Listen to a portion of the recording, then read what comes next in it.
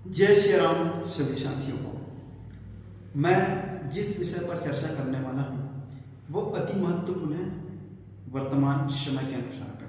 मैं परीक्षा के विषय पर चर्चा करना चाहता हूँ और इस परीक्षा के साथ साथ परीक्षा जब आ रहे हैं तो उन सभी विद्यार्थियों के लिए और उन सभी प्रतियोगियों के लिए ये समय जो है डर, भय, डिप्रेशन और एंजाइटी का समय होगा। तो मैं सभी साथियों से आग्रह करना चाहूँगा कि ऐसे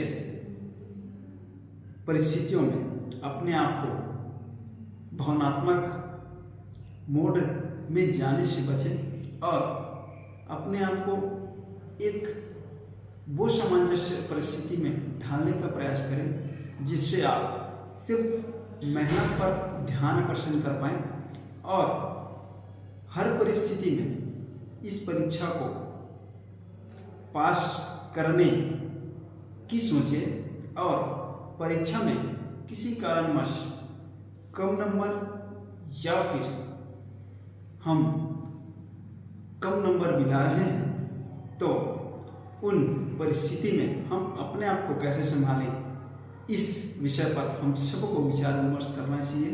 क्योंकि हम नंबर कम आने या परीक्षा में फेल हो जाने से अपने ज़िंदगी को ख़त्म करने, आत्महत्या करने, सुसाइड करने की सोचें तो हमारी शिक्षा पूरी व्यर्थ हो जाएगी।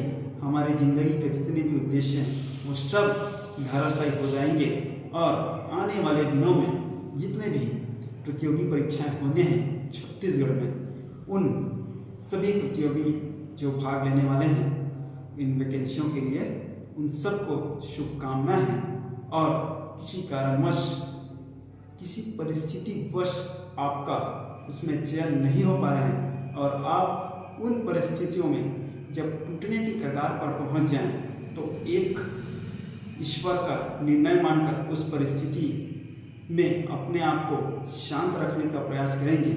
क्योंकि जब आप टूटते हैं तो एक उदाहरण याद आता है कि प्रकृति टूटी हुई चीज़ों का बड़ी खूबसूरती से इस्तेमाल करती है। जैसे बादल के टूटने पर पानी बरसता है, वैसे ही मिट्टी के टूटने पर खेत बनता है और बीज के टूटने पर बीज अंकुरित होता है और नए पौधे की संरचना तैयार होती है।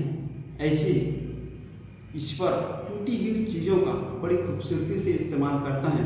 तो जैसी भी परिस्थिति आपकी ज़िंदगी में आए उसे ईश्वर का निर्णय मानकर स्वीकार कीजिए। क्योंकि टूटी हुई चीज़ों का ईश्वर बड़ी खूबसूरती से इस्तेमाल करती हैं। धैर्य रखें। हम सबके ज़िंदगी में आने वाले समय में इससे बड़े बड़े परीक्षा आने हैं। ये तो अंकों का खेल होगा।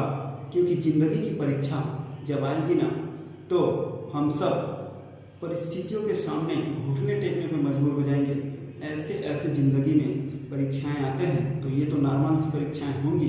क्योंकि जब आप ज़िंदगी में इस अंकों के खेल में पास भी हो जाएंगे ना और जब ज़िंदगी की परीक्षा आएंगे तो हम सब अपने आप को उस समय याद करेंगे कि आज की परीक्षा उस समय की परीक्षा से बहुत कठिन है।